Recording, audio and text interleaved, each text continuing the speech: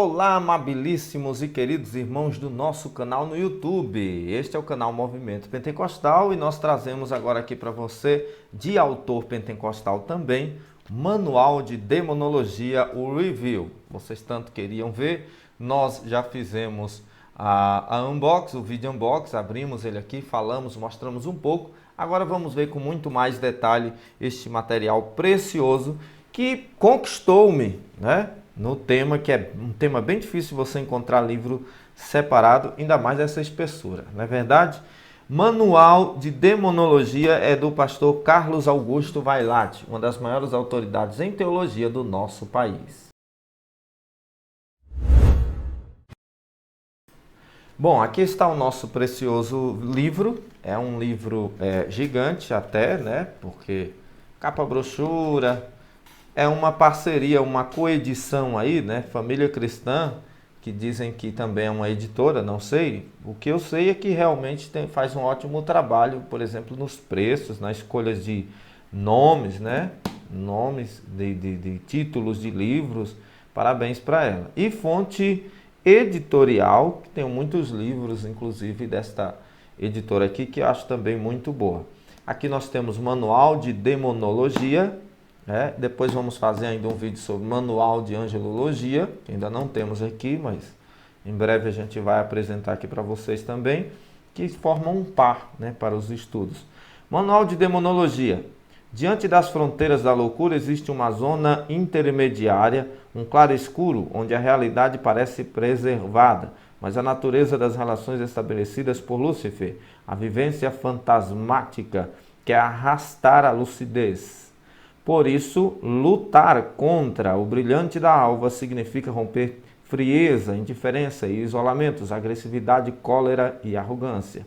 O Senhor das luzes, o sol do meio da dia, apaga a radiação que não deve brilhar. Ego dominus vocave. Carlos Augusto Vailate é o autor deste precioso manual. Este manual, olha a lombada dele.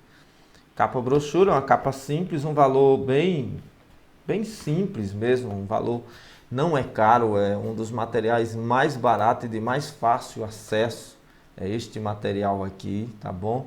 O autor é doutor em estudos judaicos, com concentração em estudos da Bíblia Hebraica, pela Faculdade de Filosofia, Letras e Ciências Humanas, Departamento de Letras Orientais, da Universidade de São Paulo, a USP de 2016, mestre em Teologia com especialização em Teologia Bíblica pelo Seminário Teológico Servo de Cristo STSC 2009, bacharel em Teologia pela Faculdade Betel, Instituto Betel de Ensino Superior, BES 1999, e também pela Escola Superior de Teologia EST Rio Grande do Sul, deve ser este, né?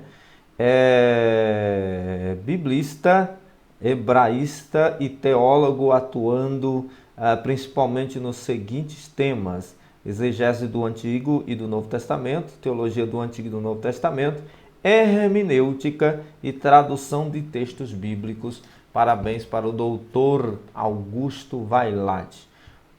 O autor é doutor em estudos judaicos, com concentração em estudos de Bíblia hebraica, né? Pela Faculdade de Filosofia, Letras e Ciências Humanas, Departamento de Letras Orientais da Universidade de São Paulo, USP 2016, mestre em Teologia com especialização em Teologia Bíblica. Aqui nós temos uma repetição, né, do seu material. Bom, do seu academicismo. Eu gosto muito do Augusto Vailate, tá? Vai aqui não sei se chega até ele um dia, como tem chegado alguns autores. Parabéns, doutor Augusto Vailate, o senhor desempenha um ótimo trabalho, o senhor faz um ótimo trabalho, Deus te abençoe. Satanás, Demônios e Legiões, o Manual de Demonologia, parabéns pela sacada de mestre, ou seja, o senhor escolheu um tema especial, porque não vemos muito isto no nosso mercado evangélico. Carlos Augusto Vailate, Satanás, Demônios e Legiões, o Manual de Demonologia 2011, foi o lançamento deste querido material, um grande material, né? Dedicatória, um sumário, introdução, determinação do campo de estudo, especificação dos objetivos, pertinência e oportunidade da obra, metodologia empregada. Eu não recomendo este material para iniciantes apenas por uma questão. Não é que haja nada errado aqui nem nada. Não é que é muito acadêmico, é um material muito à frente de quem está iniciando, no pré ou no básico, né? Capítulo 1. Considerações preliminares sobre Satanás, demônios, exorcismos. Considerações sobre Satanás. Definição de termo. Satanás no Antigo e no Novo Testamento. Satanás e o seu nome grego diabo. Satanás e os seus outros nomes. Satanás e os seus demônios. Você descobre que ele só tem títulos, não tem nomes, né? Considerações sobre os demônios. Fatores que complicam a compreensão demonológica. Os demônios no Antigo Testamento, identificando os demônios no período do grego clássico, os demônios na Septuaginta, os demônios no primeiro século depois de Cristo. Uma questão, aqui a gente vai aprender sobre como os apóstolos, a igreja primitiva, lidava com o assunto, como Cristo também. E uma questão bem interessante, por que estudar sobre demônios? Qual a importância disso? É bíblico, e você não pode desmerecer, ignorar temas bíblicos. O estudioso da Bíblia não escolhe, o bom estudante, ele não escolhe o que estudar na Bíblia, ele reconhece a Bíblia importante como um todo. Considerações sobre exorcismo, definindo o termo, exorcismo no Antigo Testamento e nos apóstolos, como ocorria hoje, a gente vê pessoas inventando métodos de expulsar demônios. Vemos religiões e mais religiões trabalhar, uns invocando, outros expulsando. Há quem invoca para expulsar, há quem expulsa sem invocar. Como é que a Bíblia ensina sobre isso? Há muitas aberrações, até mesmo no meio cristão, evangélico, envolvendo esses temas. Então é muito importante você entender. Tem até igrejas que não acreditam que exista a possibilidade de manifestação demoníaca, que trata tudo como loucura. Que negócio, que terrível. A Bíblia está explicando muito bem isso aqui. Atenção, pentecostais, não deixe sensacionismo, por exemplo, te tirar as bases do pentecostalismo que são tão importantes. Exorcismo dos manuscritos do Mar Morto, nos manuscritos do Mar Morto. Exorcismo nos pseudepígrafos, exorcismos e exorcistas na tradição do judaísmo, eu achei muito incrível isso aqui, exorcismo e exorcista no contexto pagão, os papiros mágicos gregos, Jesus, o exorcista amor. Conclusão, isto aqui é o primeiro capítulo, olha quanto recurso. Capítulo 2, análise exegética de Marcos 5, 1 a 20, isso é legal, a questão da passagem do Gadareno, análises sincrônicas, análise diacrônica, conclusão. Agora nós temos capítulo 3, análise hermenêutica, lembrando que ele é perito em hermenêutica, tá? A formação do Augusto. De Marcos 5, 1 a 20, análise hermenêutica. Aqui nós tivemos uma análise exegética. Agora nós temos uma análise hermenêutica. Hermenêutica é a arte de interpretar. Exegética é a ferramenta usada pela hermenêutica para, vamos dizer assim, provar o texto, buscar no texto o que realmente o texto quer dizer na sua linguagem original, nas suas fontes, etc. A interpretação dos pais da igreja e de outros autores é no caso da hermenêutica, né, da interpretação hermenêutica, do capítulo 3 desse livro, na era patrística. A interpretação antropológica de René Girard, a interpretação parabólico-alegórica de André Chourag, a interpretação contextualizada de Fyodor Dostoiévski, ele deve ser um russo, a interpretação sociopolítica de Myers e Carter, a interpretação psicológica de Freud e Westenwijk, desculpe aí que eu sou ruim para ler esse tipo de nome, né? A interpretação da territorialidade espiritual de Sir Peter Wagner, a interpretação do simbolismo mágico religioso de Mircea Eliade. Conclusão. Aqui nós temos o capítulo 4, cada capítulo com conclusão, né? Ajuda muito. Capítulo 4, análise histórica de Marcos 5, 1 a 20, mesmo texto, é o texto base do livro, tá? Principal. Uma história de Gerasa, a história de Gerasa, de onde veio a região de Gerasa, Gadara, como queira, né? Uma história de Decápolis, as 10 cidades, uma história das legiões romanas. Por que que os demônios dizem ser legião? Quantos são uma legião ou eram, baseado no linguajar dos romanos? Quantos demônios então tinha dentro daquele homem? Meu irmão, coisa tremenda isso aqui. Por que Jesus permitiu que os demônios entrassem nos porcos, né? Boa parte dos comentaristas afirmam que o prejuízo que o Senhor deu aos porqueiros não foi porque o Senhor quisesse dar prejuízo, mas é porque o grande prejuízo maior ali é que eles são judeus e estavam criando porcos, o que era contrário à lei, portanto, era desobediência. Satanás levou o que é dele, sua desobediência. Conclusão desse capítulo, conclusão final, que nós temos uma síntese de tudo que foi estudado em forma conclusiva, muito bom. E uma bibliografia na página 461, que a gente encontra muitos autores também estrangeiros. Abreviaturas, nós temos aqui várias abreviaturas, né? Muito interessante, muito interessante. Já deixa o joinha, se inscreve no canal, ativa o sininho, vem ser membro do nosso grupo, do nosso canal, clica no botão Seja Membro para estudar conosco. Vai ter isso aqui também, isto é, Doutrina dos Anjos. Apresentação e prefácio, Eduardo de Proença e Jorge Pinheiro dos Santos. Nós temos apresentação e prefácio aqui, uma mini história do diabo, Eduardo de Proença. O brilhante arrebata os sentidos, Jorge Pinheiro. Introdução. Determinação do campo de estudo. Presente livro buscará se concentrar no Evangelho de Marcos. Evangelho este que ao longo da história foi desprezado pelos estudiosos da Bíblia em geral. É o Evangelho mais antigo, tá? Do Novo Testamento. No uso eclesiástico, o Evangelho de Mateus acabou levando vantagem, pois além de fornecer mais informações para as leituras litúrgicas, era tradicionalmente usado como texto base para o entendimento dos evangelhos. Depois de Mateus, Lucas era o evangelho preferido, porque parecia ser menos judaico e mais adaptado a uma mentalidade que havia sido influenciada pela cultura grega, como fora aquela. Somente por volta de 1900 é que os estudiosos começaram a devotar maior atenção a esse evangelho.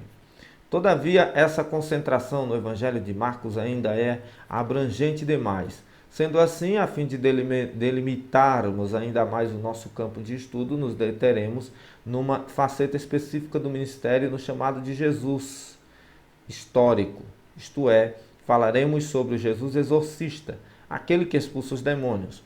Nossa escolha se deve ao seguinte fato: os evangelhos sinóticos apresentam 7 episódios distintos de Jesus realizando um exorcismo.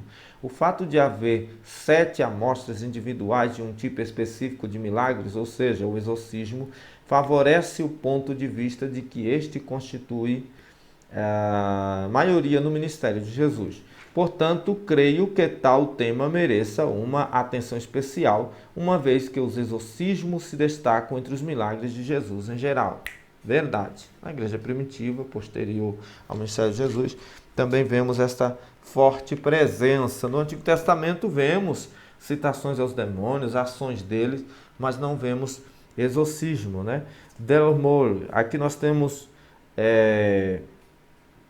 Delorme. Nós temos aqui notas de rodapé, né? Por causa das citações do trabalho. Olha, várias notas. Objetivo específico. Quando comecei a escrever sobre o presente assunto, o meu objetivo específico foi buscar analisar a perícope sobre o endemoniado Gerazeno, encontrada em Marcos 5, 1 a 20, através de uma abordagem tríplice, exegético, hermenêutica e histórica. Aliás, tal proposta ficará evidente ao longo da leitura deste livro. Vários outros tipos de abordagens poderiam ser empregados no estudo desse texto, mas, a meu ver, a abordagem tripartida que oferecemos aqui será suficiente para nos ajudar a compreendê-lo de forma um tanto quanto satisfatória. Utilizar os recursos da exegese e da hermenêutica para a compreensão de qualquer texto bíblico é uma ação simplesmente indispensável, motivo pelo qual tais recursos são empregados aqui. Além disso, pelo fato do nosso relato possuir alguns elementos históricos muito importantes no seu corpo narrativo, julguei necessário abordá-lo também por meio do viés histórico. A justaposição dessas três análises ao fim do nosso estudo se mostrará extremamente eficaz e positiva, como teremos a oportunidade de verificar. Muito legal. Metodologia empregada. Bom. Muito bom, parabéns. Metodologia empregada, a fim de que possamos cumprir com os nossos objetivos, devemos empregar uma metodologia que esteja alinhada à nossa proposta de trabalho. Como o presente livro está dividido em 4 partes principais, eis porque um pequeno esboço sobre como pretendemos conduzir o nosso tema. A gente vê geralmente esse tipo de trabalho, né, dentro de escopos de materiais de teologia sistemática. Aqui nós temos um livro apenas para o assunto. No capítulo 1, considerações preliminares sobre Satanás, demônios e exorcismos, buscaremos delinear os contornos de Satanás e dos demônios, bem como o desenvolvimento dessas passagens ao longo da história bíblica e não bíblica. Capítulo 2, análise exegética de Marcos 5, 1 a 20. Faremos a exegese de nosso texto a partir das tradicionais abordagens sincrônicas e diacrônicas, sendo esta última priorizada pelo assim chamado método histórico crítico. Nesse capítulo, vamos ler isso aqui, nesse capítulo pedimos licença para tomar emprestado um termo da anatomia. Tentaremos dissecar o nosso texto, todavia respeitando a sacralidade de seu corpo. A análise minuciosa que faremos desse organismo nos possibilitará entendê-lo em suas várias nuances. Exegese é isto, viu? Na prática, né? É uma autópsia do texto, como o Dr. Augusto Vailate utiliza o trocadilho aqui com a palavra de anatomia. Já no capítulo 3, análise hermenêutica de Marcos 5, 1 a 20, oferecerei 8 diferentes e interessantes interpretações sobre a perícope em questão, adicionando também minhas observações pessoais sobre as mesmas, começando por alguns dos pais da igreja e por outros autores da era patrística. Darei prosseguimento a essa jornada passando por autores como René Girardi, André Chourac e outros aí, como você vê aí, que tem nomes até bem difíceis. Sabe aquela leitura que às vezes você faz só para você? Que o nome é difícil demais? Finalmente, no capítulo 4, análise histórica de Marcos 5, 1 a 20, eu amei isso aqui, eu gostei demais. Na minha opinião, foi de todos os comentários que eu tenho, especificamente nesse texto, ficou, como diria o carioca, show de bola. Finalmente, no capítulo 4, análise histórica de Marcos 5, 1 a 20, me deterei principalmente no estudo de 3 elementos históricos centrais do texto, os quais, conforme vejo, formam o eixo histórico em torno do qual todo o nosso relato se desenvolve. Esses 3 elementos históricos principais são a cidade de Gerasa, a região do Decápolis e a legião romana. Meu Deus, amei. Parabéns, pastor.